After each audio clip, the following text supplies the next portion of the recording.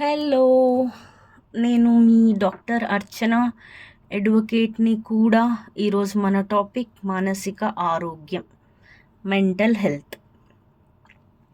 According to WHO, ఒక వ్యక్తి తన శక్తి సామర్థ్యాలని అనుకూలంగా ఉపయోగిస్తూ జీవితంలో వచ్చే స్ట్రెస్‌ని, ఒడిదుడుకులని ఎదుర్కోగలుగుతూ, ప్రొడక్టివ్‌గా వర్క్ చేస్తూ, కమ్యూనిటీకి కూడా తను మంచి చేయగలిగితే అతను మానసికంగా ఆరోగ్యంగా ఉన్నట్లే. మానసిక ఆరోగ్యం మన ఆలోచనలని, మన భావోద్వేగాలని, ఇంకా మన ప్రవర్తనని ప్రభావితం చేస్తాయి. ఆలోచనలు, భావాలు, ప్రవర్తన ఈ 3 ఒకదాన్నొకటి ఎప్పుడూ ప్రభావితం చేస్తూ ఉంటాయి. సో మనం మానసికంగా ఆరోగ్యంగా ఉండాలి అంటే భావాలను అదుపులో ఉంచాలి. దానికి ఫస్ట్ అన్నిటికన్నా ఇంపార్టెంట్ ఒత్తిడి, స్ట్రెస్ని మనం సమర్థవంతంగా హ్యాండిల్ చేసుకోగలగాలి. సో మానసికంగా ఆరోగ్యంగా ఉండాలి అంటే కొన్ని చిట్కాలు. ఫస్ట్, సెల్ఫ్ కేర్ అన్నది కీలకం. దానికోసం ఏం చేయాలి?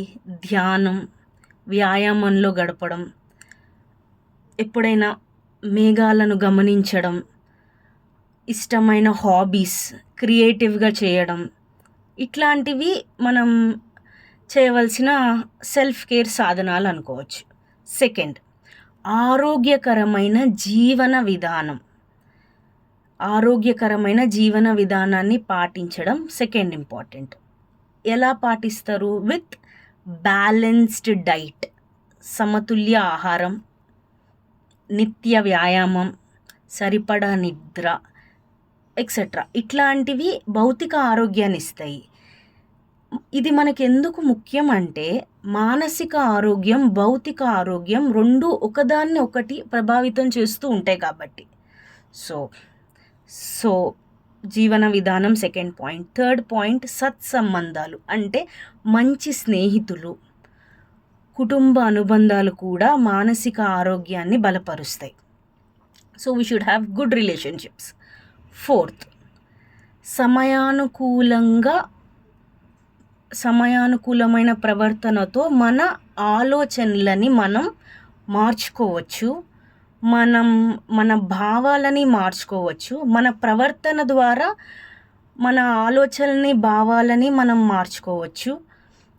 ఎందుకంటే ఈ 3 ఆలోచన, భావాలు, ప్రవర్తన ఒకదాన్నొకటి ఎప్పుడు ప్రభావితం చేస్తూ ఉంటాయి. సో ఇది మనం ఎప్పుడు గుర్తుంచుకోవాలి. ఫిఫ్త్ పాయింట్, ఒత్తిడిని అధిగమించడం.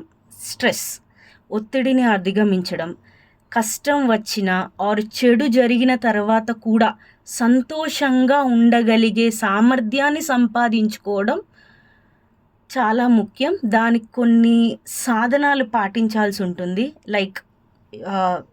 Like progressive muscle relaxation, deep breathing, guided imagery లాంటివి మనకి ఆందోళన తగ్గించి ప్రశాంతతని కలిగించే కొన్ని సాధనాలు.